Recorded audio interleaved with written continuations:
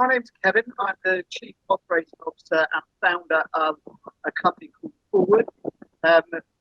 We do recruitment processing, BPOs, and we own software that helps the recruitment industry as well. We've been leading businesses now for about 4 years, and this is kind of the Leadership WarRoom podcast came out of every morning. Me and Antonio have a WarRoom where we sit, we discuss what needs to be done within inside the business, sort of 5 a.m. coffee, and we thought we'd open the WarRoom up to general topics, and here we are with you fine people. So that's my introduction. I will start. I've got a list on my screen, and I'll start with Dante Frederick. Are you with us? I am. Good morning, Kevin. How are you? Please introduce yourself. Thank you very much. Yes, I'm Dante Frederick. I'm the Diversity and Inclusion Partner at Govia Thameslink Railway, or GTR. So GTR is the largest train operating company in the UK. And like a lot of the industry, we are not quite where we ought to be in terms of D&I, but we've got a massive strategy in place that we're working on. So that falls into my remit. So I'm very happy to be here and hear about other industries and other individuals and how they approach some of these complex topics. Thank you so much. And next is Andrew Centeno. Oh, thank you, Kevin. My name, as you've heard, Andrew Soterio. So I'm Greek, South African, grew up in South Africa mostly, but moved over to the UK 21 years ago. And in that time, I've lived in 8 countries, including Amsterdam, Stockholm. And so the subject of diversity, inclusion, and collaboration is a very important one to me. I've grown up in market research, consumer insights, and also recently in strategy and consumer tech startup and scale-ups. Beautiful, thank you very much. Next, Nigel Marley. Nigel with us, there you are. Morley. Oh, hi Kevin. How is everyone doing? Hi, I'm Nigel. My pronouns are he and him. I'm a manager at diversity, equity, inclusion for UKI at Sage. I'm based in Newcastle, but with more than 15 years experience working with the global technology and retail organizations. I identify myself as a British Latino gay man and a person of color. I'm in a heteronormative world. It can be difficult, and that was one of the reasons I really wanted to get into the diversity, equity, and inclusion role. I'm very pleased that we have come this far, and I am pleased to be invited in this call today and share my learning experience and also learn from all of you today. Thank you. Thank you so much. Ricky Ford. Ricky made it with us. Can't see Ricky. Okay, we'll move swiftly on. Neil Denton, great to have you. Thanks, Kevin. Hi, everyone. So Neil Denton, currently the Director of Recruitment at Capgemini here in the UK. We actually call it active inclusion, but the same challenges, and like I guess most of the panelists, we have challenges in this area. The IT technology market is always a challenge, and we're always looking to learn and get some fresh ideas, and hence that's why I'm here today is to learn off peers and also to see if we can add some value elsewhere. Thank you so much. Jill Scott. Hello. Hi, everyone. My name is Jill Scott. Sadly, not the amazing jazz singer, so apologies for that. My pronouns are she and her. I'm an equality, diversity and inclusion practitioner. I've been working in this field for about 25 years. I've been running my own business for the last 6 years. So for me, it's been really exciting to see the way in which what was, when I started, a sort of fringe activity, now becomes so mainstream. Everyone is interested and excited about equality, diversity and inclusion. Obviously, that's good for me from a commercial point of view, but it's really important to me from a moral point of view, because I just think it's vital that all organisations embrace this agenda. So, as everyone said, you don't know what you don't know, and it's always good to learn from other people. It's a field where no one can ever know everything. So really excited to get some new ideas and to meet some new colleagues. So thank you for inviting me. Thanks, Jill. Welcome. Thank you. Sure. Yeah, hi, thanks. Great to everyone. So my background is born in Jamaica, grew up in New York in the Bronx, practiced as a lawyer, then as an entrepreneur, raised some money for a company and sold it. In Spain, came to the UK essentially to help Telefonica, which you guys I guess know as O2, launch a vehicle for early stage startups. So we invested in 185 companies that are now worth, I think, about like close to $2 billion. But I left that in 2019 to set up something called Founder Tribes, which is focused on leveling the playing field for entrepreneurs around the world by giving them access to social capital, so networks, and also to financial capital, with a focus again on underestimated and underprivileged founders. Love that. Thank you. Dr. Barbara Long.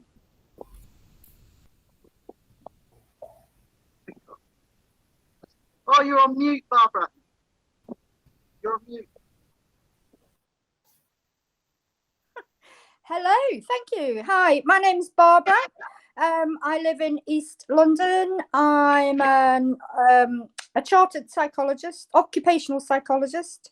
I'm also a HR professional, and I've just been accepted as a specially qualified applicant as a lawyer. I've been in the legal profession in New Zealand. I lived there for, well, up until 1996. I was born in Liverpool. We emigrated when I was 12 to Christchurch, New Zealand. I came back here in 1996, ostensibly for 2 years, and I'm still here. So I did a doctorate in occupational psychology, where my specialism was looking at gender and ethnicity in financial services organizations. So I did a huge data analysis, quantitative and qualitative. I'm about to republish it actually, and probably do some other stuff with that. As you can tell by my accent, and for those of you who are in the know, I don't know if you do know, even if you are in the know, it's almost like it's another form of kind of discrimination. I've had, because I've got loads of degrees. I just love learning so much, and I will get headhunted for roles. I only do contract work, so it will be, I mean, HR, occupational psychology, it's kind of the same thing. I fix organizations. I do a lot of other stuff as well, but that's essentially what I do. But I'll get a phone call from a recruiter. As soon as they hear my voice, literally, you can hear the voice drop, and I am not joking. Not all the time. So I'm very, very passionate about this. I'm also married. Well, we're kind of separated at the moment, to a Black Kenyan. So we've had experience of getting. He lived in Italy. I met him in Italy. He lived there for 10 years. I've had experiences with him of getting thrown out of restaurants. He's phoned me up upset on going on a train to Germany. He was arrested for nothing, obviously. Yeah, so it kind of hits you in the face, doesn't it? That I mean, apart from the fact that I'll just tell you, I'm always looking on. I'm the person. If you ever see me on LinkedIn, I will Google director IT, and then it will say all white men, and then I will take a print screen of it and I'll share it. And I did that once a few years ago when they advertised. I think it was either the BMA or the GMC, the top 100 doctors in the country, all white men apart from one Asian guy, no women. So that's what it's so like there. So I just do simple things like that just to raise awareness. But I do a lot of research, and I'm planning on doing other research as well, maybe focusing on social class, which I haven't done so much of. So, and I've got a book on the go. I'll tell you the title. Short, fat, blonde, Scouser with a tattoo.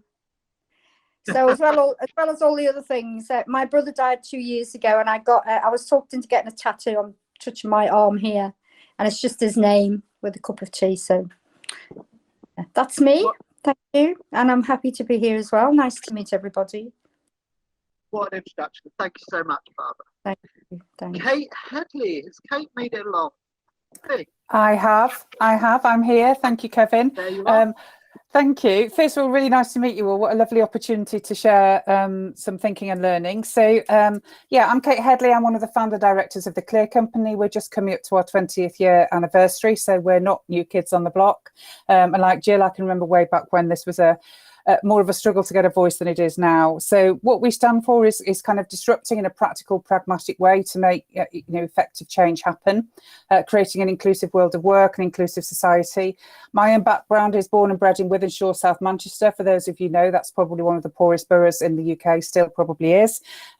And I was fortunate to have a successful career and leave a load of golden nuggets behind in that area. So my life ambition is to make sure that golden nuggets with talent that might manifest itself differently, non-traditionally, does not get past the doors of the employers. So I've got a number of things. My day job is running the Clear Company. I run our inclusive hiring practice. Inclusive hiring is my absolute passion and foundation.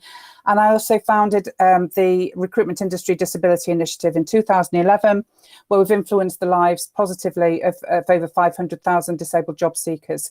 The awards are open, folks, so this is a volunteer programme to share learning. So if any of you are doing great stuff around disability, please get in touch. I'd love to hear from you. But lots more, but that's me for now. Thanks so much for inviting me, Kevin. Thank you, Kate. Thank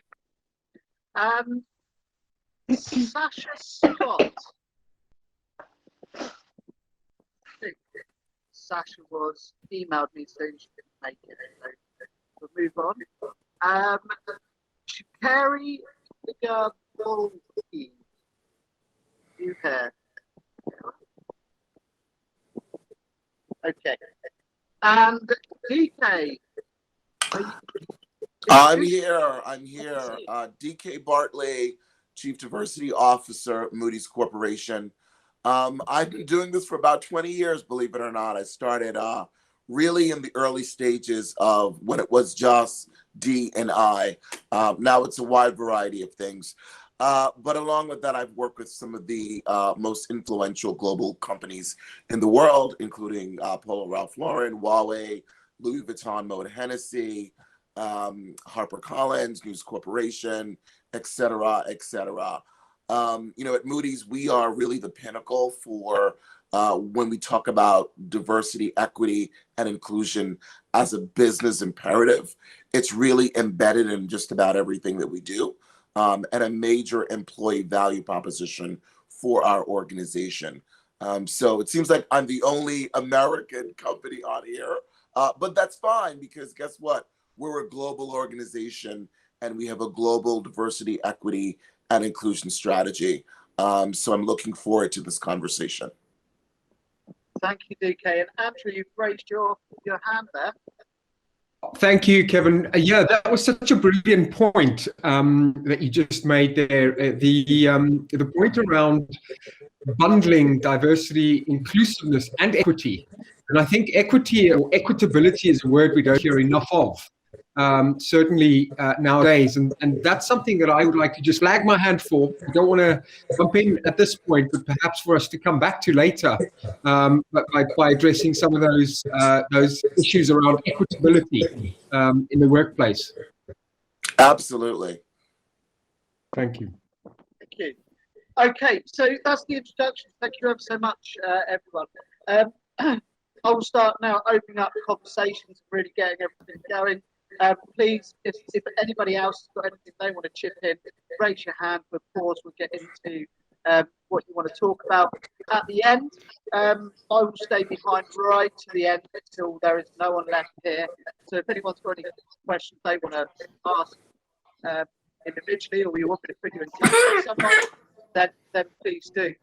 I'm going to open up with a really, really broad question and maybe a tough one as well that asks, well, we're all here because we have an interest in the topic and it's something that's already being spoken about. But the question is is D&I a real thing, and does it matter? And this question was driven from a Facebook survey that I did in preparation for this. So I'd like to open that up with Neil Denton first, because you're bang in the centre of my screen, and then let's see where this leads us. But is D&I a thing, and does it actually matter? So that's a really interesting one, Kevin, because the reality is it probably shouldn't be a thing, but it is. And you know, the world we live in makes it a thing. You know, that's the key challenge. You know, and that's why sort of every major corporation and tries to better itself and keep on learning, keep on growing, keep on developing itself. But yeah, I think it is absolutely a real thing. Probably shouldn't be one, but it is, just because of the nature we're in. Blondie's got a hand up there. Blondell.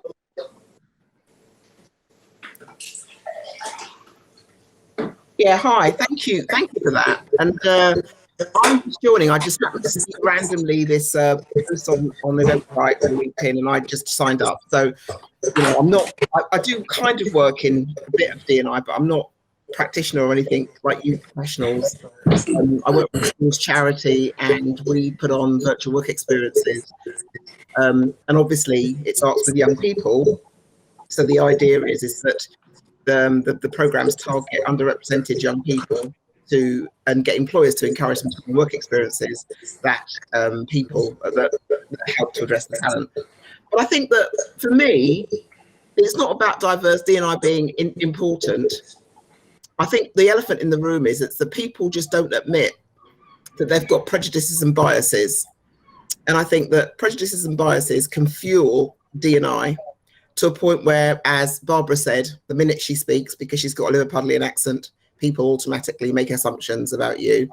I make assumptions in my daily life. And I think that the bigger issue for me, it's really how to tackle the issue about bias in schools or assumptions about stereotypes. It still goes on. So that's my stance, and I hope that that is something that can fuel a conversation.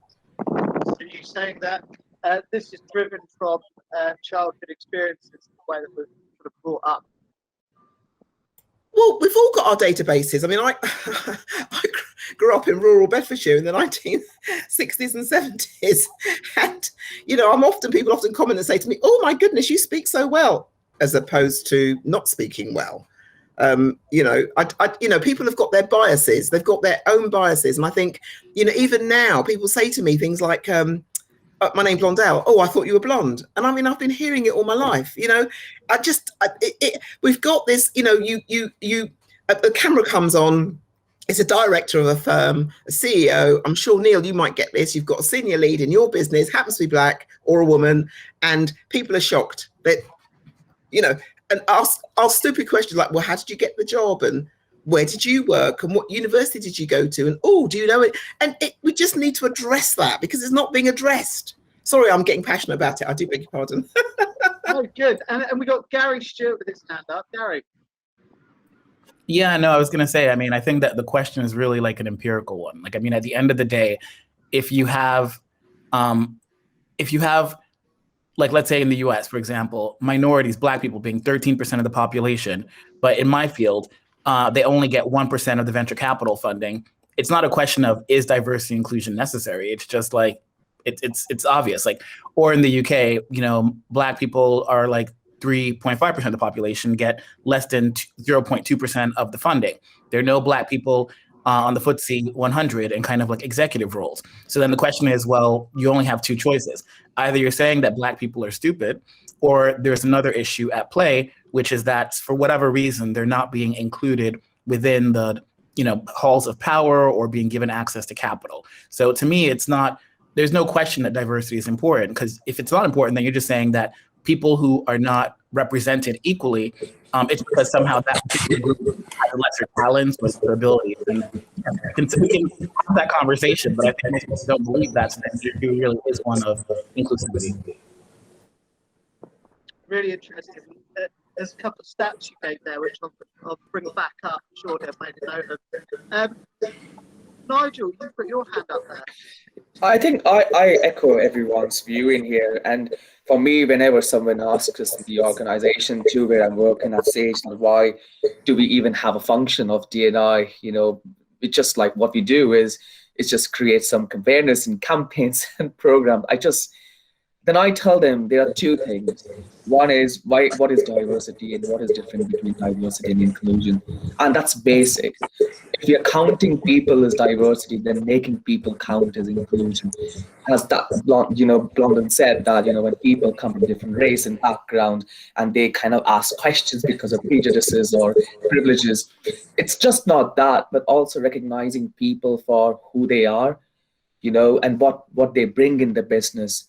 People may be white or black or Asian or not ethnic diverse, but everyone is different. And that is why I think D&I is important, that we kind of recognize everyone in the business. It is going to then improve a lot of things, not only in the business, what we are working in, but also our efforts that we go outside in the business and showcase our brand, our culture, and attract a lot of people to join the business because they feel, and that is where the sense of belong will start coming in. Thank you. Dante, you put your hand up. Yeah, thank you. I think from my perspective, within our business, the reason I see it as such an important, place to be looking is because in terms of diversity, there are people in our, in our culture who are not being given opportunities for no better reason than all of the things we know that people are not given opportunities for.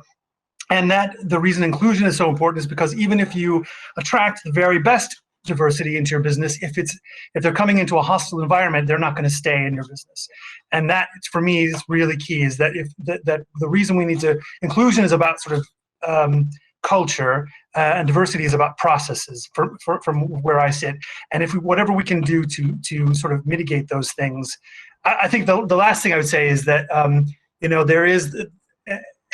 What we have to keep reminding ourselves, and I have to keep reminding people endlessly. And as I said earlier, I think in rail we are, we are way behind the times, and we have a lot of work to do. That there's a mountain of evidence that shows that a diverse organization is more productive, is more successful, is more, competitive, and yet you still have to make that argument over and over and over again. Even if it's, if you can't appeal to people in the sense that it's the right thing to do, which we all know it is, then we should be able to appeal to them that the bottom line will be more successful if you have a diverse organization, and yet we still have to make that argument again and again. So I think that. We're all doing, as my mom would say, God's work here to try and see about, and progress is being made, but it's too slow. So we just have to keep doing what we're doing and keep pushing forward. Thanks, Dante. Katie, I see you've got your hand up as well on this. Yeah, definitely. So first of all, yeah, it is a topic because we live in a diverse world and we want to be inclusive. So until we've achieved that at both ends of that scale, then it's an important area and we have to address it.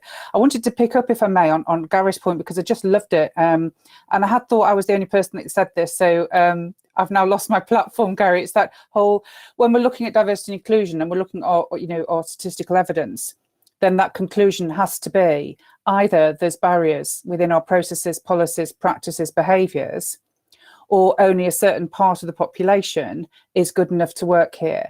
The reality is that we're working in organisations where our framework is built on historic behaviours of success and historic access to opportunity, and where the hidden rules remain so hidden that they're inaccessible to people of difference who haven't worked in that, either in society or in the organisations in that way.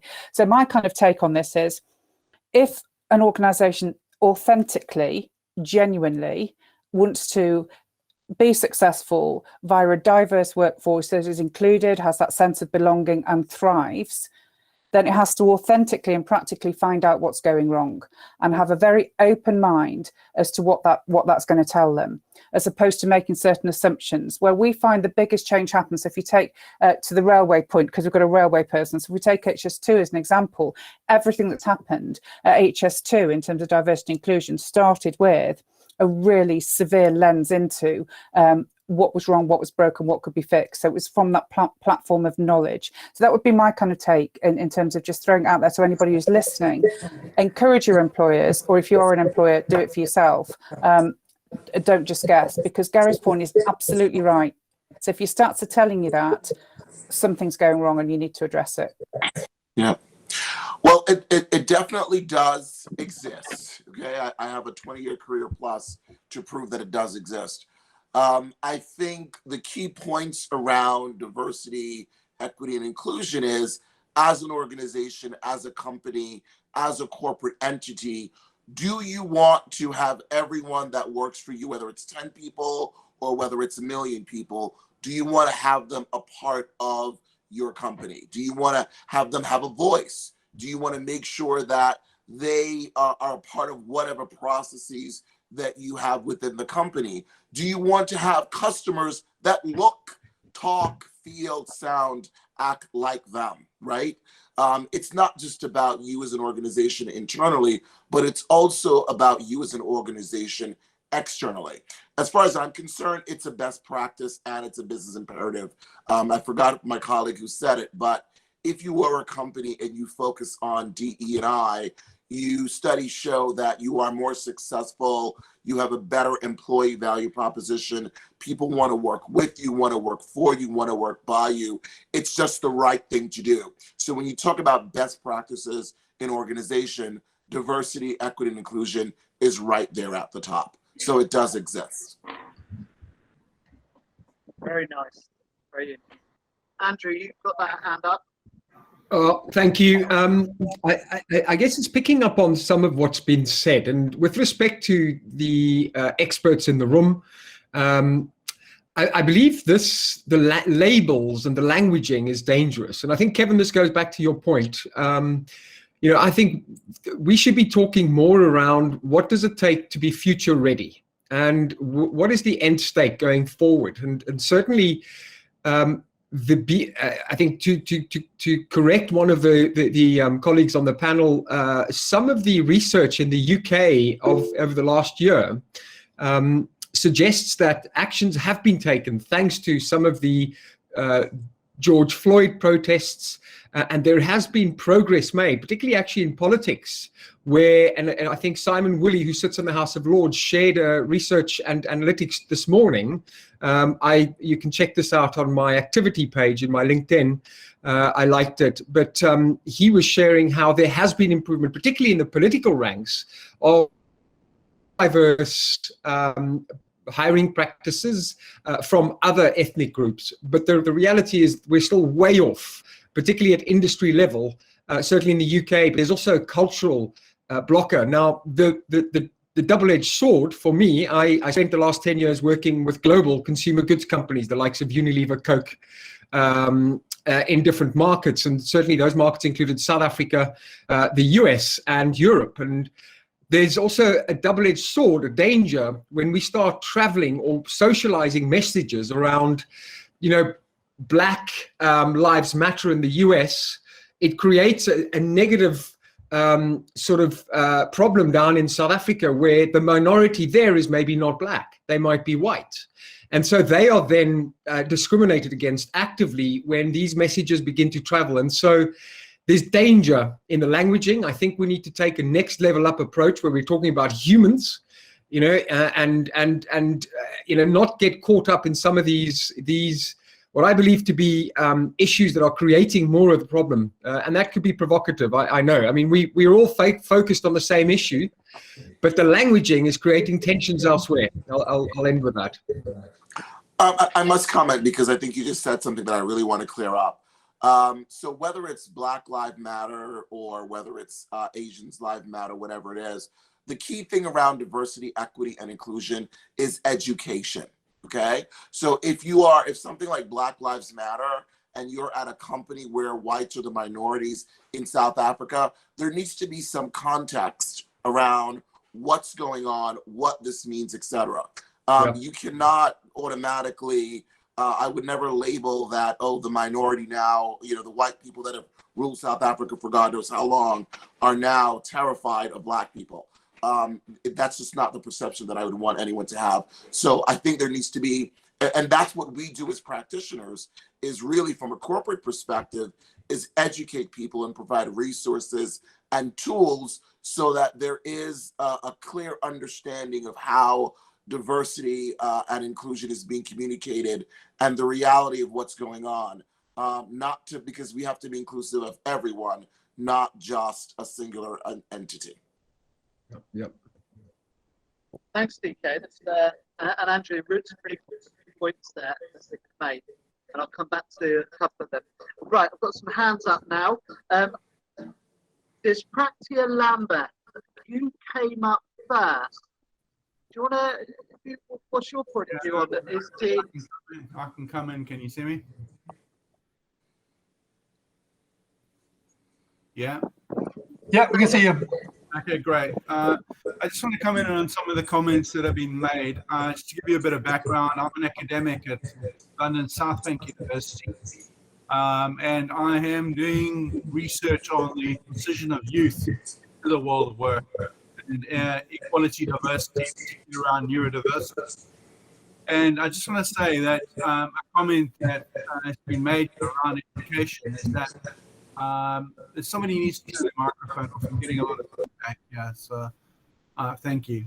So what is going on is that there is a large change due to COVID pressure at the moment as to what's going on in the workplace, and if we don't address that issue in the UK, then we're likely to find ourselves in a sticky wicket. There's already a deficit in terms of equality, neurodiversity in the workplace.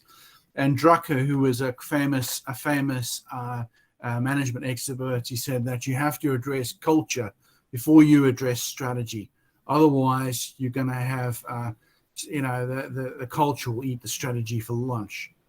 And so what we really need to do is address the culture in terms of equality, neurodiversity, and inclusion in the workspace before we address the current strategy. And I hear there's a disconnect between what is strategy. There's a lot of people who are good focused on strategy, but then they miss the culture bit. And what I'm hearing about globally is that there are aspects of culture which needs to be addressed, focused in particular countries at the specific time, and how we address that globally going forward.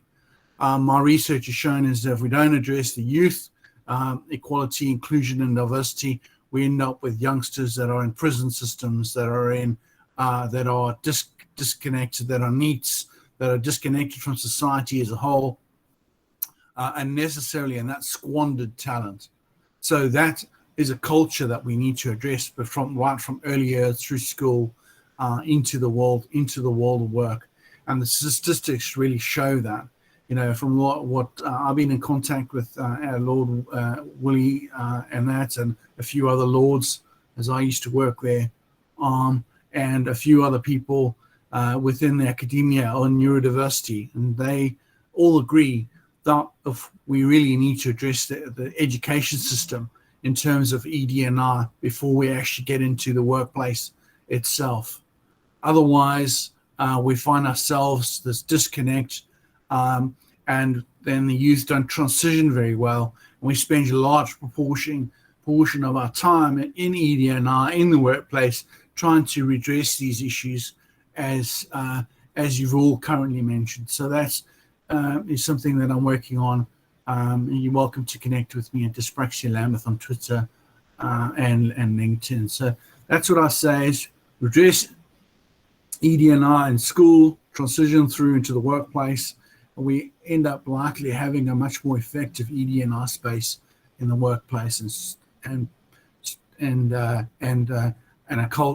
better culture and strategy going forward. Thank you. Yeah, so this topic of education is coming up several times. It's one that we'll tackle a little bit further down on where that should really start. A couple more hands in here. I think, Gary, you were next. Great to hear yours.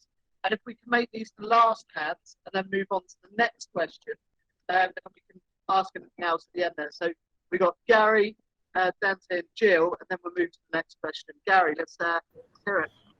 Yeah. Sorry, I think I was before Gary, if you don't mind. Sorry, Gary, Jill, go. As we're being equal and diverse, just a few points I'd like to pick up. First point, on the political front, someone's saying we're making progress politically. I think in the UK, I would completely disagree with that. I think the government are taking all sorts of stances that are totally against the development of good equality, diversity and inclusion practice. They've recently published a report which basically says institutional racism doesn't exist, which is utter nonsense. They are planning to extend stop and search. Seriously, I think we have got a really serious problem in terms of the politics. So I'm a bit concerned that we think that's progress. I think we are actually going backwards, and we need to take urgent action to address that. Second point, on things like Black Lives Matter, I agree with Andrew to some extent, but I think we need to draw a distinction between activism and EDI practice. And I think sometimes those two get muddled up. We need activists to raise the profile of issues, to tell us what's going wrong in society, and to act as pressure groups. And that's how I see Black Lives Matter. I agree that sometimes we adopt other cultures and think we've got the same issues in a way that's unhelpful, because clearly in the US there are some specific factors which are not necessarily the case in other cultures. But I still think there are lessons we can learn from that. Our job, however, as practitioners, is to actually implement solutions to problems and then evaluate their effectiveness. So I really think it's important that we don't roll up the activism with the practitioner role, because for me, they are completely different. Sorry, I'll just want to make one more point. Following on from Dyspraxia Lambeth, yes, education is absolutely crucial. Education is vital. I'm very concerned about the way in which during the pandemic, some children have been hugely disproportionately affected. I think the education system is going to suffer for years and years to come. It was already unfair and unequal. We know in the UK there's a massive class differential in terms of access to good education. If we don't start to address those issues, things are going to get worse. Thank you. I'll stop there. Can I just respond? I think I don't want my comments to be taken in the wrong way. Certainly some of the progress that's been made was messaged in the media. I'm not necessarily agreeing with that. I think currently the statistic is that all the top CEOs and sort of Fortune and FTSE equivalents that are of color currently fit into a double-decker bus in the UK. That's kind of the data, and so it's still way off. It's a way off, but I think they've been trying to make a difference, and I also, I don't want us to not see some of the good that's coming out of it. Otherwise, we're just putting a lot of pressure on them, and they might just give up. I'd like to put a bit more pressure on them, and I think they have given up, but then that's my perspective. But no, sorry, I'm being flippant. Absolutely agree with you, Andrew. We need to recognise progress, and we certainly have made progress. For example, I work in higher education. The progress in terms of the gender and ethnicity mix of professors is changing at such a minuscule pace that I think it's going to take us about 100 years before we're actually at equal status. That's the problem with progress as it is at the moment. Anyway, I'll stop talking. Sorry. Gary, let's Jill, that's very, very relevant, Jill, because to your point, progress is not just about marketing. It's not about tokenism. It's not about just saying the right things, doing a couple of things, or, oh, I'm a CEO. I hire Black people. I hire the gays. We have women that work at our company. That's not progress. That's marketing. And if you're not applying pressure, if you don't consistently say, that's not good enough, right? You're not going to advance. And the way I like to think about it is, if you're a company, your success is all about growth. It's not about, oh, I'm a company, I've made $5 billion and I'm good. If you're a company and you've made $5 billion last year and you haven't made another billion the next year or any level of advancement in more revenues, you're actually maybe even considered irrelevant to your field because you're not advancing, you're not growing. And diversity, equity, and inclusion is the same thing. There isn't a status quo about acceptability. It's really about what else can you do, how farther you can go, how much larger can you advance, and how you can become more inclusive. Thank you, DK. Gary, Stuart, you put your hand up. Yeah, no, I mean, first of all, I want to correct something because, I mean, I don't know if Andrew was referring to my comment, but my comment wasn't that that there were no BAME CEOs. It was that there were no Black CEOs. So I wasn't sure. I just wanted to kind of correct that. Second thing I wanted to focus on is I think that we have to analyze the extent to which diversity and inclusion are basically Anglo-Saxon concepts and really American concepts. So when I, with my startup, talk to people in China or in Africa or in India, they don't know what diversity inclusion is. It's not really a concept that translates really well to them. So we really do have to, and if they're then kind of like people in other countries that are trying to apply the concepts of American diversity and inclusion to their context, it's really on them to try and figure out how to apply it in a particular context. I think that when we look to Black Lives Matter, what they were trying to do was solve a very particular issue in the United States against police brutality in the United States. If other people want to analogize to that and say, well, we think there's a comparable problem here, they can't then blame Americans for trying to solve a problem in their own context. That wasn't really the purpose. It wasn't meant to be a global movement. It was meant to be a movement against police brutality in the United States. So just wanted to kind of add those two concepts. Diversity inclusion isn't a global concept. It's really an American concept that might be now an Anglo-Saxon concept that doesn't necessarily always apply in other contexts. And secondly, with that in mind, Black Lives Matter is an American protest movement, not a global one.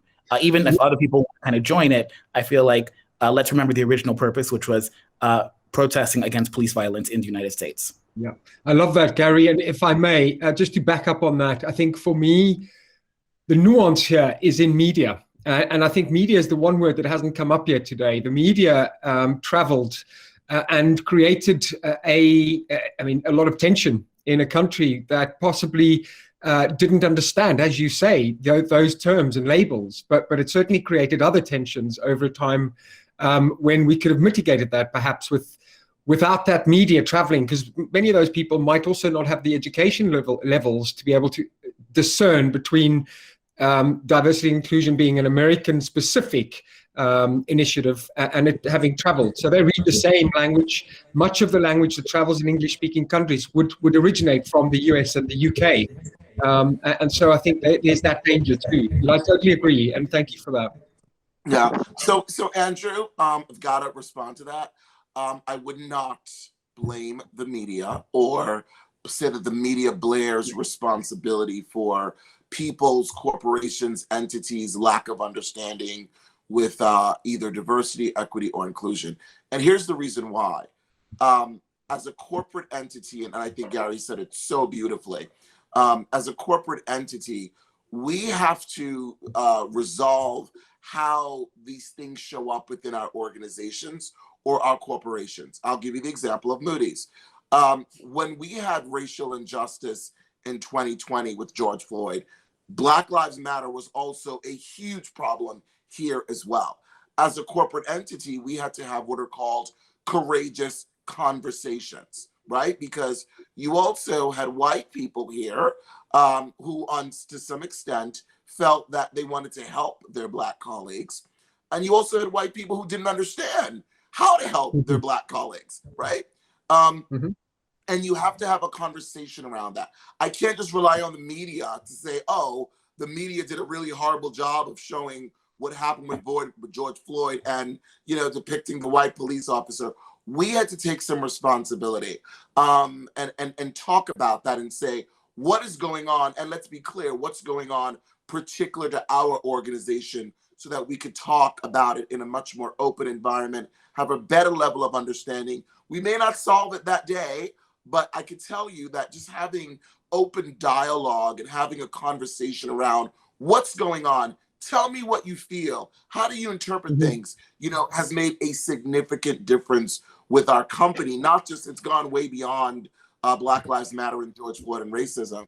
But I must correct that because the media very often is often the scapegoat for when people don't understand something or they want to find some reason. I mean, that's what Donald Trump did very well, right? It's the media. It's not me. It's the media. And, you know, so I don't want people to go to the media. I think the point here, particularly when it comes to diversity, equity, and inclusion, is from a corporate entity. If you get nothing from me in this conversation, whether you're a small conversation or a large conversation, if you want to address diversity, equity, and inclusion, you have to own it. And you have to start the conversation so that people within your organization can understand what's going on. And most importantly, as we talk about those CEOs and executives, you know, if from the top down, there's a clear understanding of why this is important to the organization, to the company, and how it affects your business. I just want to make that really clear. Thanks, DK. Two more hands, and then we'll move on. Dante, your hand up. Yeah, thank you. Yeah, I'm fascinated by this conversation. I really think it's important because, you know, I'm a British citizen, but I grew up in the U.S., and I have a lot of friends in the Minneapolis area where George Floyd was murdered. And I think it's really important to, of course, you know, that was an event that happened in the U.S. and the Black Lives Matter, you know, movement happened in the U.S. But from my perspective, you know, I work in an organization where we had an LGBT plus group, we had a women's network, but it wasn't until that summer when suddenly I had people reaching out to me from my company, lots of people who were in the BME community saying, why are we not saying, what's happening? Why are we not saying something? This is affecting me in my daily life. So I think it's really important to also acknowledge that, you know, if you're a Black rail employee in East Croydon, watching George Floyd be murdered is still a very painful reminder of the reality of your life and your children's life. I mean, it's not a color thing, right? I mean, many of us felt pained by that event. No, absolutely. But I of course, I felt pain by that. But I don't have I have a colleague who has a 19-year-old Black son who goes out into the world every day, and she worries that he's going to be safe. And so I think in that sense, of course, yeah, if you're a human being, hopefully you saw that video and felt, you know, angry and upset and hurt by it. But I acknowledge that my upset is not anything compared to what my colleague's upset is, because she has lived a whole life of those kinds of experiences, fears, anxieties, not only about her, but about her children. So I think it's very important, though, that we are able to acknowledge that, yes, Black Lives Matter sort of began in the U.S., but, you know, we had a lot of people out marching in London because that resonated with them, because they recognized that. And speaking from someone, you know, I pushed really hard within our business for someone to say something, and the business was very afraid to do that because it felt like a political topic that was almost beyond the scope of what they were able to understand how to respond to. And because we're a sort of like blended kind of private public sector sort of business that has a whole other host of concerns around it. But I think it is really important for us to acknowledge as D&I practitioners that part of our role is, and I believe this really strongly, is about the fact that people in my business today are suffering and struggling because of these issues. And whatever I can do on a daily basis to address that, I have to do those things. Regardless of the sort of the corporate do, and I'll be honest with you, I get a lot of pushback internally, but at the same time, you know, we're not living in a bubble. We're existing. You know, our business sits in the world, and our employees are members of the world and have those experiences. So I think it's. I mean, I'm going on and on here, but I think it's really important for us to be very clear about the fact that, you know, while we may never, as a business, we'll never say we support Black Lives Matter, because that's not the kind of business I am. We are, but we can very easily say, we know our BAME colleagues are suffering, and we want them to know that we're thinking about them. So there are things that are, sorry, I just went on a massive tangent, but that's been my experience in the business, particularly with one foot in the US and one foot here. I sort of see those complexities. Thank you, Dante. Blondell, we'll wrap up that first question that's now taken an hour, and then we'll move to the next question. And what I'll do is I'll combine two questions together, and then we should have a nice clean finish. So, Blondell, what's your hand up? What's your thoughts? Well, I was actually, I think it was just the last chap that's speaking. I can't see his first name, and also diversity talent. You kind of covered it because, listening to all the people speaking, all the experts. I don't work in diversity and inclusion. I came to join because I have an interest in diversity and inclusion, and I'm hoping to do more in diversity and inclusion. Jill Scott made a point about the policies that came out that said that there's no such thing as institutional racism. And one of the things that I want to get across to you professionals is that when you're out with your clients and you're implementing solutions, it's not trickling down. There are still huge disparities in the workplace. There are still microaggressions. There are still young people that don't know how to talk to people. And I'm getting old now, and I'm kind of winding down my career a bit. But I've had more racial aggression and microaggressions and pure ignorance experienced in the last 5 years than I've had in my life. And it astounds me that we're so enlightened now. We've got social media, TV, channels, publications. We're open. We've got mixed marriages, intercultural marriages. People travel, but yet, people are still ignorant and still don't understand the history and where we've come from and the journey we've got to get to. So I urge all of you, please, if maybe it might be an internal communications piece. It might be bringing people together and say, do you know what? Saying to somebody that their hair isn't nice, or, their food smells, or, that's a good achievement for somebody because they've got a different skin color to you, is not okay. And we can go on about policies and we can talk about stats and we can talk about all these things, but actually young people, as the diversity challenge chap said, we need evidence, and we need role models, and we need all of that, and I get quite frustrated because I don't think I'm making, what's my legacy going to be? What's my legacy as a person of color? What is my legacy? How can I help and support non-Black people to be better at interacting with people of color? I've said it now. Sorry. Thank you for listening to me. I see other hands pinning up. I'll do two more. Gary and Merlin, and you've got a minute each, otherwise we'll never get to move on. So Gary, a minute, go. You're on mute. Yeah, sorry, I hit the wrong button. Picking up on a question that Jenny's asked, which, I was actually on one of the working groups for that Sewell report.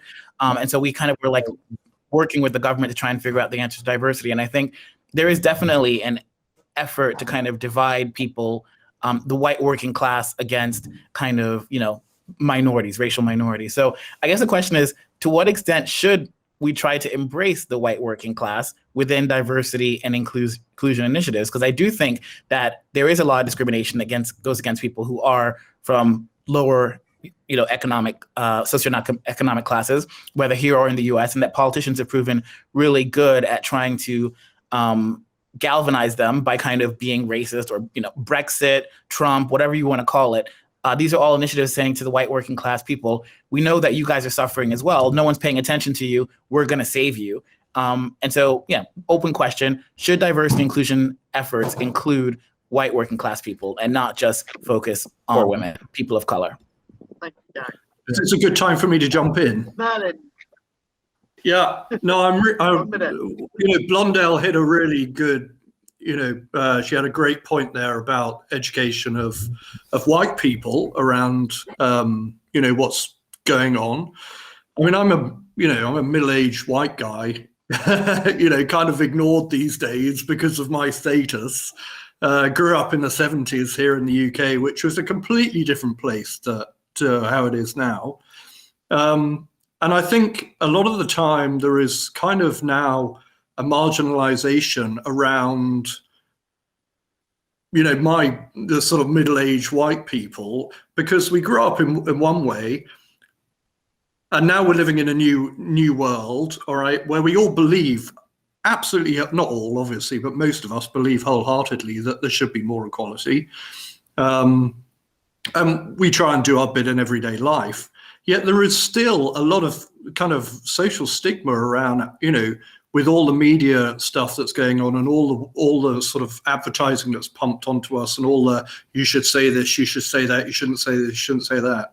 There's a confusion around, well, what, you know, we grew up in a kind of free speaking environment and now we can't speak freely because we don't know what to say anymore. We're not educated enough in that realm to kind of, you know, be able to have really open conversations with Black people, or and just to say, I am no, this is an awful thing to jump in with, right? It's sort of, but I'm married to an Indonesian lady, and you know, my kids go to a multiracial school where the majority of children there are Black.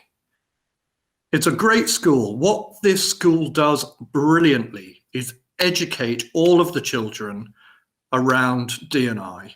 And these are kids from nursery up to, it's junior school, up to what is it, year 8, whatever, something.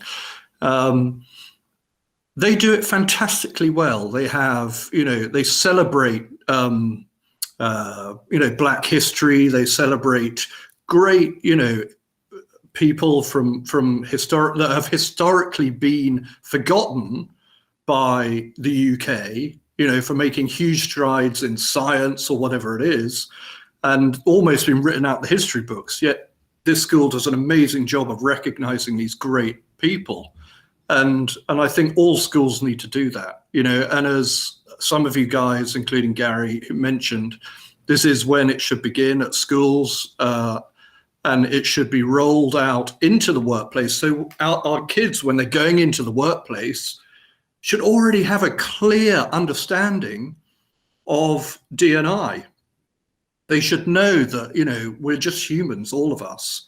And we all have the same, you know, capabilities to learn. And it's just making sure that that's embedded at a very young age. Because at the moment, in a lot of workplaces that I've worked or consulted in, there is a lot of confusion. You know, there's a message, yeah, we've got to push D&I out into the business. We've got to, you know, make sure that our teams are multicultural or diverse or whatever it is. Yet there's still a lot of confusion across the business because the message isn't dealt with every day. People in the business have ownership of it, yet all of the employees should have ownership of it as well. They should be pushing this, all of them, across the business, not just, you know, kind of siloed areas. Sorry, that's my thing anyway. Thank you, Merlin. And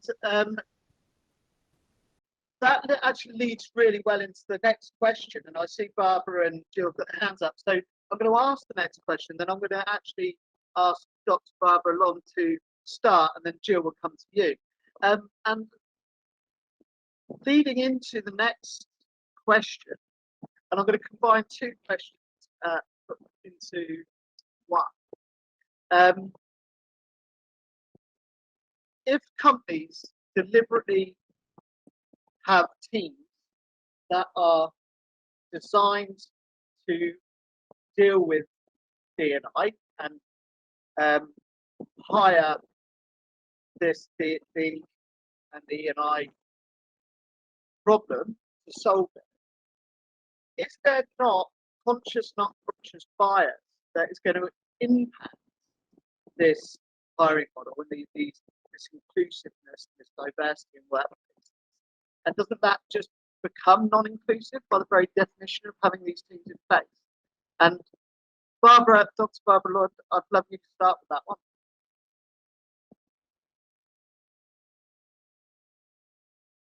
You're on mute.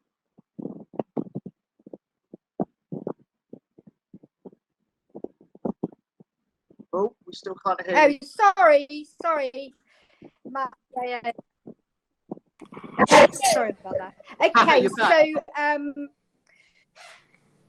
yeah, I mean, I guess, you know, it's a very, very, very complex thing, isn't it? D&I, and I guess, you know, is it getting better? Yeah, I just, you know, but Blondell, I think it was, and as a psychologist, this is what I would focus on. You know, it's the way our brains, you know, we operate, unconsciously, automatically, and we do need you know, it's a very complex thing. So I think, for a start, I suppose I was thinking more of a I mean, there is a lot of research out there. I was just bringing some up. I'll just go back to the white working class boys are the most deprived in this country. And I'll just give you another small example. A friend of mine from Liverpool, her nephew got a place in Cambridge. Very, very clever guy. But he only lasted 2 months because he didn't feel like he belonged there. So that was a real shame. Nothing wrong with being a taxi driver, but really, really, really bright guy that was, I think, was going to do engineering, civil engineering or something. But I guess, you know, there's more than just, you know, this is D&I and this is training, but I think it's so complex. I think it needs a very sort of strategic, you know, like I was thinking of like the is it the World Health or the SDG goals, you know, where you've got one item that is dedicated to the whole globe, and then you've got a whole load, you've got a load of people working on that agenda. And I don't know if there is I don't know if anyone off the top of the head, but it just feels like it's still a little bit bitty and a bit it doesn't feel, I can see why people get a bit fed up with it, if you like. And in organizations, so when I work as a consultant, I've worked in big organizations, you know, it's just sort of someone in the corner who doesn't really know what to do with D&I, and it's, I don't know, I just think it just needs a more strategic approach. So someone just say, no, I'm interested. I think people are fed up with the D&I, and I think the media just pick up on one thing. So the Black Lives Matter and taking the knee and all that. And I think people, you know, they just see one aspect of it. And I think that's quite damaging in some ways, because it's just really one aspect, you know, that gets blown all over the world, when this is very, very complex. And so for me, it's about, you know, every single individual wants to get their talent noticed and used effectively in the workplace, because you know, there's a lot of people in jobs that clearly don't know what they're doing, and you can tell they've just been chosen. And I won't say what gender or what ethnicity, but it's patently obvious. Yeah. And it's still got that, you know. So for example, also as an occupational psychologist, I would design you know, validated assessments for every single process in the organization. So firstly, by doing an analysis of the whole organization, even, you know, like with Tableau now, you can do an analysis of, you know, the whole world, basically, to see where the sort of strategically where these sort of patterns lie. Because in some places it won't be relevant, you know what I mean, if you've got a country that's, say, made up of, I don't know, yeah, I don't know if that, I can't, to be honest, Yeah. Kevin, I couldn't hear your question of me, because your microphone, I don't know if it's just my listening, but it's very bitty. So there's a high chance it's my end. Jill, let's hear it. Okay, so first of all, going back to the issue of white working class people, we have allowed this narrative to develop that somehow, if you acknowledge lack of opportunity in some areas, that somehow is a disadvantage to another. There are also, of course, Black and ethnic minority working class people. They're not all white. So this idea that we can somehow split up groups and pit them against each other, that is totally detrimental to anyone making progress. We've got to acknowledge people's privilege lies in all sorts of different areas.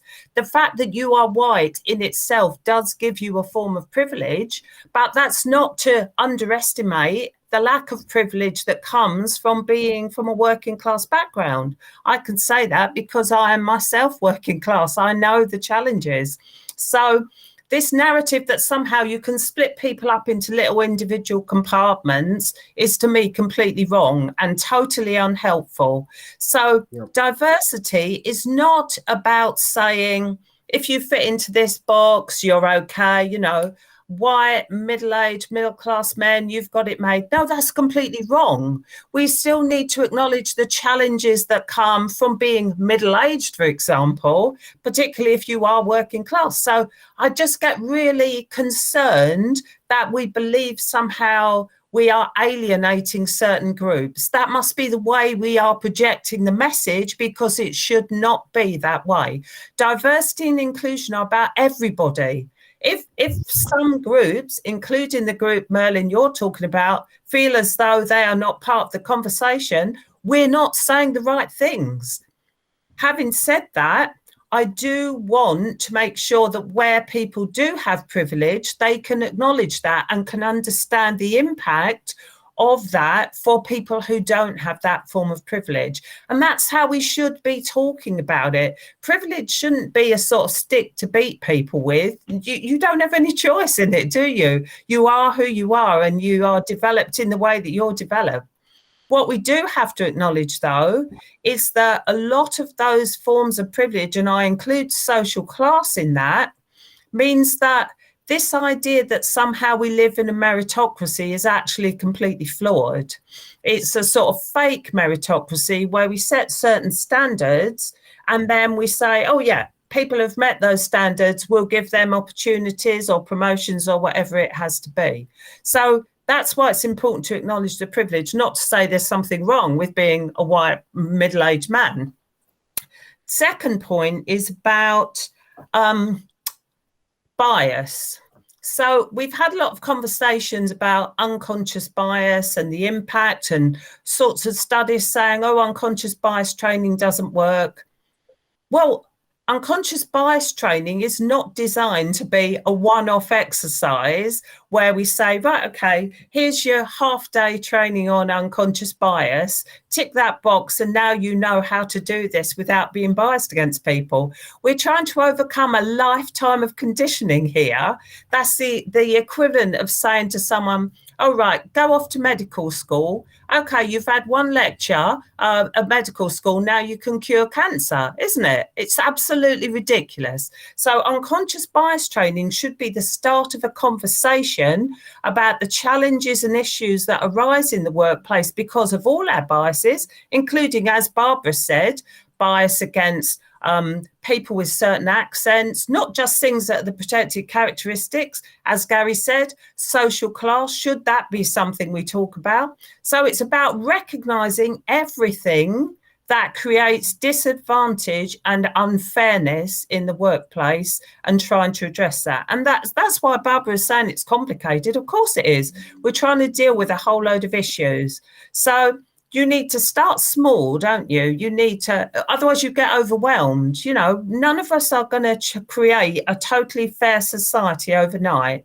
You've got to start with the things Shane Blondell has gone, things like microaggressions and small things where you can actually give people specific tools to address those so they feel empowered and not criticized and constantly, you're doing this wrong, you're doing that wrong.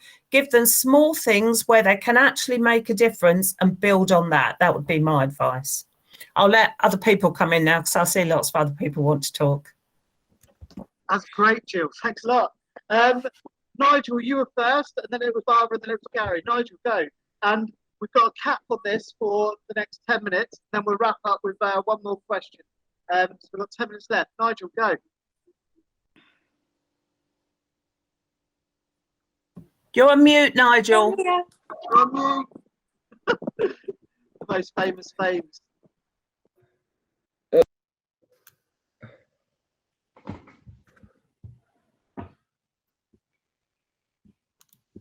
Go on, Nigel. You're on off mute now.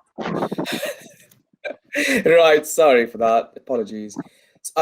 When you touched upon recruitment and someone did talk about the equity in the beginning of our call, I think that is the start point. And that is where any organization start making a difference. When you think about equity, diversity, inclusion, and equality, when I go to big meetings and with the directors and even the board meetings, everyone says, oh, we need to be equal in approach. And that's where the failure begins. And when I say that, what it means is that, and then you're only ticking the boxes when you say equality. When you do equity, you are creating a different processes, a different facilities. You're creating extra, you're actually going extra miles to bring people who are from different background, race, ethnicity, disability, different abled employees. And that's where the diversity, equity, and inclusion begins. And you also mentioned about targets. Is it really important? For me, yes. People who do not understand, everyone needs a target, and number talks volumes. When we say the percentage of people we're bringing in businesses, it may look like a corporate agenda, but it means a lot for people like me, who is gay, who's a person of color. If I'm not recognized, and if I have not been selected for not who I am, but for my quality and the work I bring in, then I think there's a lot of work to be done. In terms of unconscious bias, yes, I absolutely agree, Jill. It is not something, it's a capsule you give someone, oh, it's done, it's a magic. It is a journey. And when we talk about all these initiatives, colleague engagement sessions, Black History Month, celebrating Menopause Day, and all those things, these are important. And that creates a trigger in the mind of people who have not never heard about it. And that's where they start thinking, they start talking to people, they start talking to other genders. What do you feel about it? How to have a conversation? And that's where the consciousness begin and becomes natural without being unconscious about certain things. That's what I want to add. Thank you for listening. Thank you, Nigel. That was amazing. Gary. Yeah, no, so I think the one point I wanted to kind of really bring up, though, was that, like, as much as I like saying that there's room at the table for everyone, there really isn't, right? And I think that part of the reason that there is a lot of conflict between different groups that should really be allies is that usually they're competing over scarce resources. Usually diversity and inclusion means that, like, they might let one woman in, or they might let one person of color, or one in total. And so everyone is fighting for that one position, while the majority continues to look exactly the way it has always looked.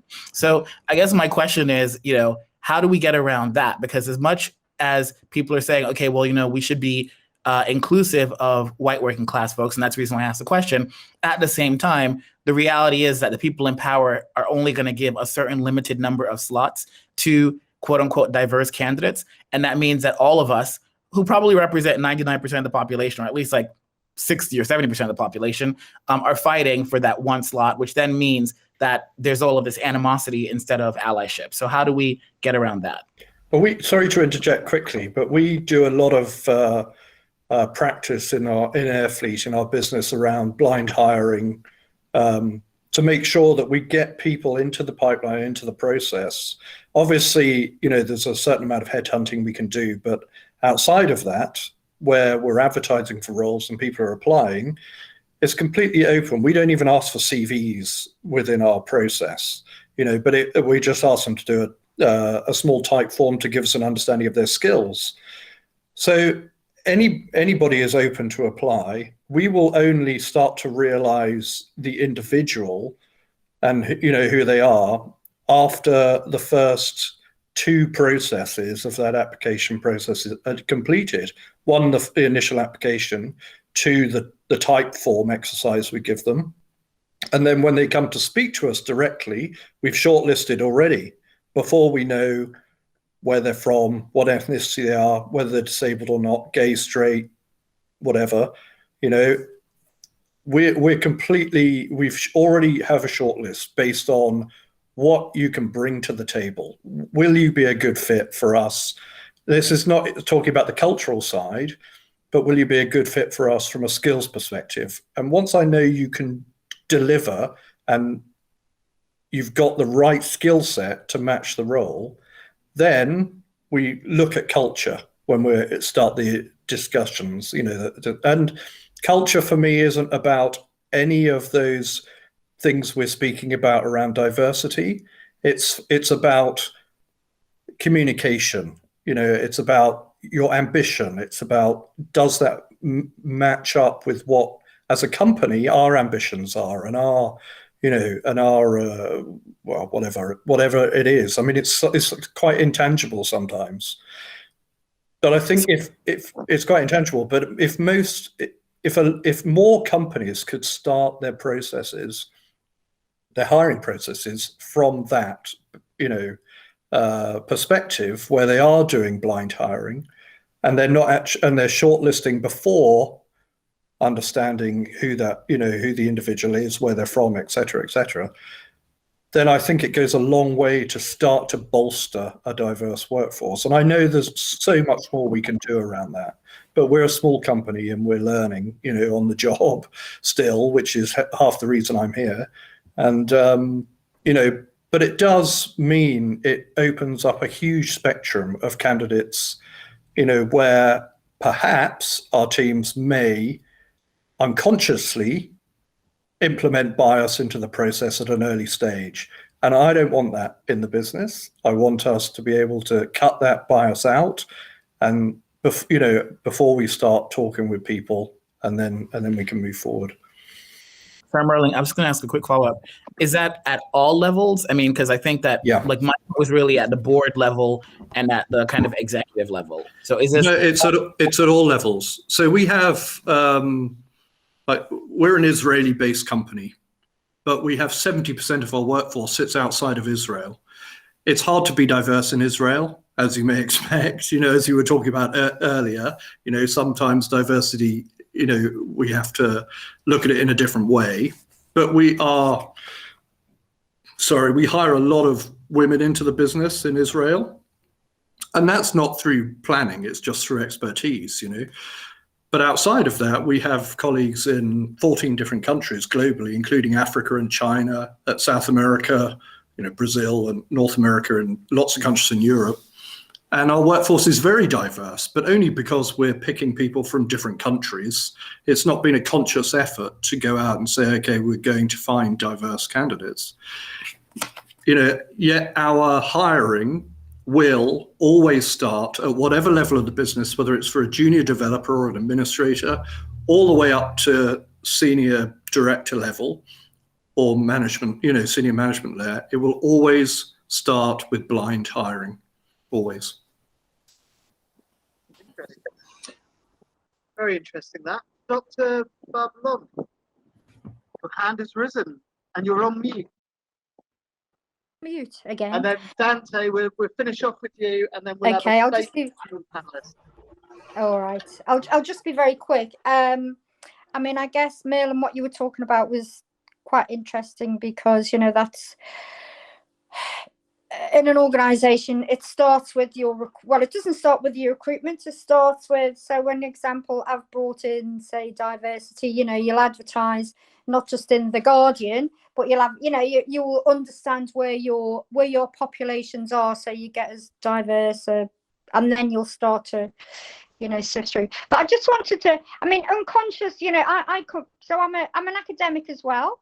So I started my PhD about 20 years ago. So this is my specialism, is bias and diversity. So I want to understand, but the reason I talked about, and I mean, it is a fact, it is, I read the research, I'm very, very widely read, but it is a fact, well, based on a few studies, that, white working class boys are not getting, that's just one aspect. There's gazillions of these, and I want to understand where these pockets are, and the only way we can change this first is to understand and then change it, because I think people just do little bits and, you know, moaning about things, let's say, which sometimes, you know, happens.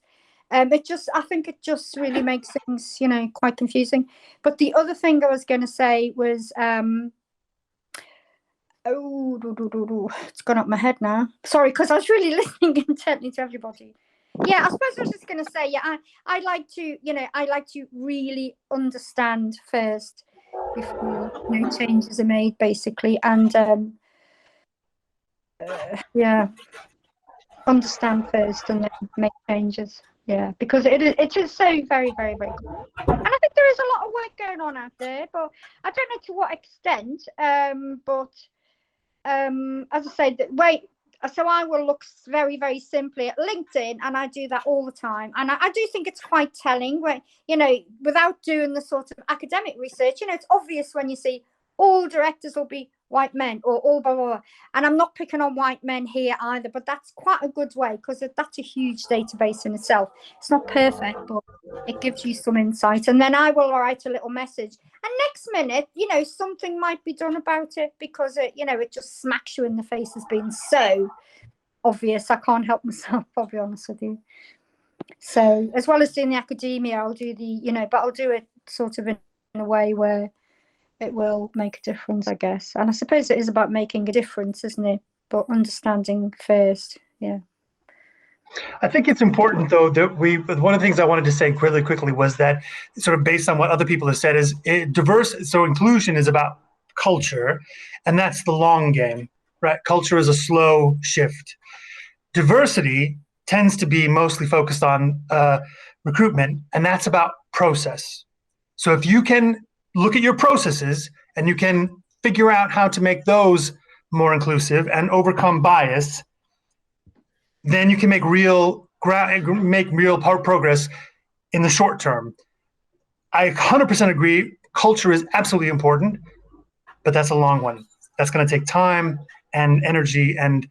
But if we look at our processes today, we can make real difference tomorrow. That's me. Thank you, Dante. Jill, you're the last one, and then I'm going to ask a closing statement from all the panelists that are left. Thank you. Just wanted to bring up one piece of research that might be helpful for us going forward.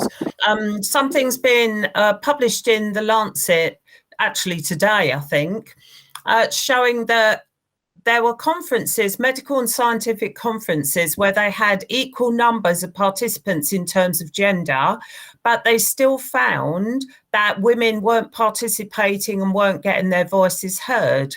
And what they found made a difference was when they actually put women forward to act as spokesperson, or to be an authority voice, or to chair sessions. So one of the things I think to bear in mind is whose voice is actually being heard in the organisation. What opportunities are people being given to actually step forward? Because it's not just about numbers. It's not just about representation.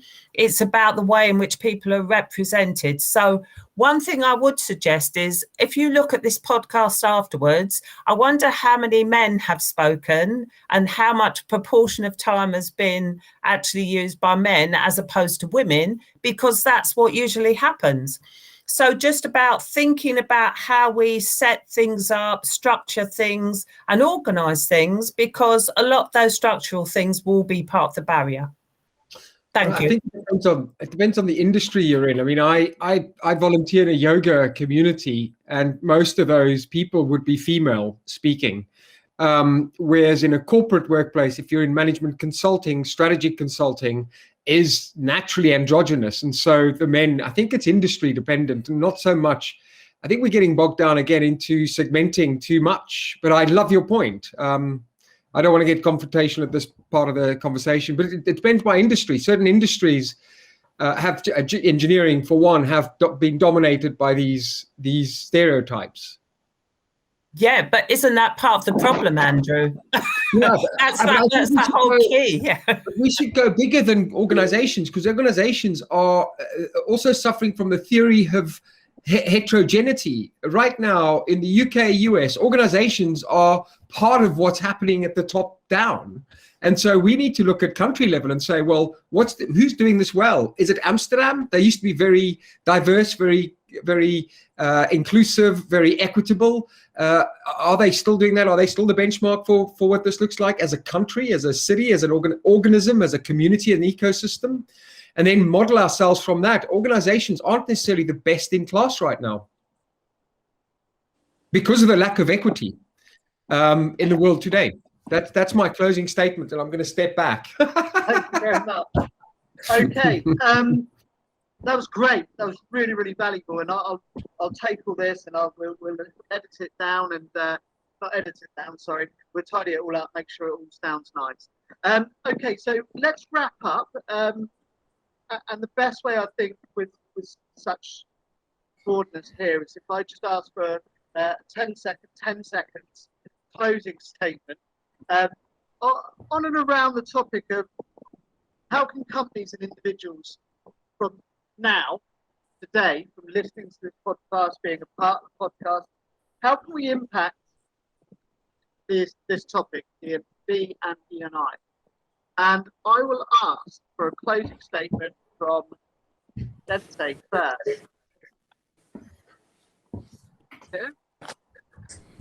No? Okay, moving on. Andrew, you're second on the list, so hey, give another closing statement. Yeah, I mean, I run a podcast on this. This is a big passion project of mine where I'm writing a book. I believe we need to go back to the home and teach basic family skills like eating together. It doesn't have to be blood family, but how do we build our community? Relational dialogue, respect, core human constructs, and then from there, we can start building these bridges. So I'm going to ask if I can go next. I have to jump off. But I would just say, in 10 seconds, companies should put their money where their mouth is. Stop talking about it. Start doing something about it. Hold themselves accountable. And be transparent in their numbers. Thank you. Nigel, you're next. Oops, I keep forgetting to press the mute. That's me. Sorry for that. I would say that just don't jump the bandwagon just because you have to do something. First, kind of like learn what you really want to achieve.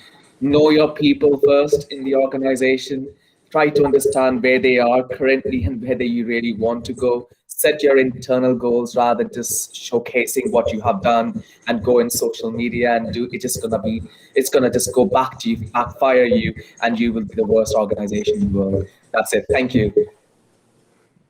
Thank you. And if Neil Denton's still with us, I think I saw him leave.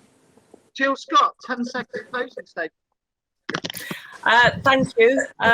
For me, it's about understanding people's lived experience as well as the data.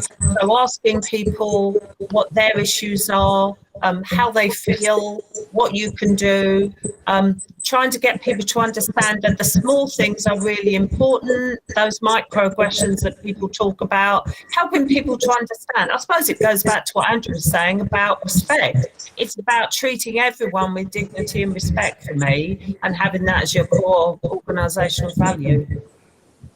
Thank you, Jill. DK, closing statement. So if you're a corporate entity, whether large or small, you've got to be a part of the solution, not a part of the problem. And by sitting on the sidelines and not doing anything, not having a real strategy around DE&I, you're actually being a part of the problem, right? You can't do it as a tactic, a little bit of this, a little bit of that. There has to be a clear understanding of what your intended outcomes are. You've got to do it from the top, bring your CEO, your executive team. Everyone must drive that. You have to change the discourse by speaking a different language, and that's the language of inclusion. So it's really, really important to also talk about, what you look like internally. There's got to be a level of accountability. Share your demographics if you're really serious about this, so that when you come up with solutions, people understand what your advances are. There needs to be a clear level of accountability, transparency, And at the end of the day, that really makes you really a part of the solution and not a part of the problem. Thank you. Fantastic. Thank you very much. And Katie Hadley. Yeah, hi. I've put it on the chat, and apologies for the spelling. I am severely partially sighted, so I'm literally quite random when it comes to typing on things like this. So I'm sorry about that. Yeah, my parting statement would be the key to authentic change is authenticity. So organisations need to go into this journey meaning it and wanting it to happen and being genuine, and therefore, to the points made earlier, setting real tangible outcomes in terms of where they want to be, not necessarily targets, but definitely goals, and bring everybody along with them. It's absolutely critical. And to the point made earlier, if you haven't got diversity at every level in your organisation that feels included and is having the same great experience as each other, then something's going wrong. So find out what it is and put it right. And just one final point, Kevin, if I may, is that we've talked a lot about what needs to happen, and that's brilliant. But I would say there is a lot of great practice going on there in different organisations at the moment that we can learn from and build from. We're not starting from scratch. We don't need to reinvent the wheel. I'd encourage you all to learn, look and see what's going out there as well, because there's lots of great case studies. I've mentioned them already, but HS2 have just published their equality statement. It's phenomenal reading. It's authentic. And it's made a difference. So have a look. Thank you so much, Katie. And Dr. Barbara Lamb, and then closing statements and then questions. Yeah, just briefly, I would say it starts with leadership.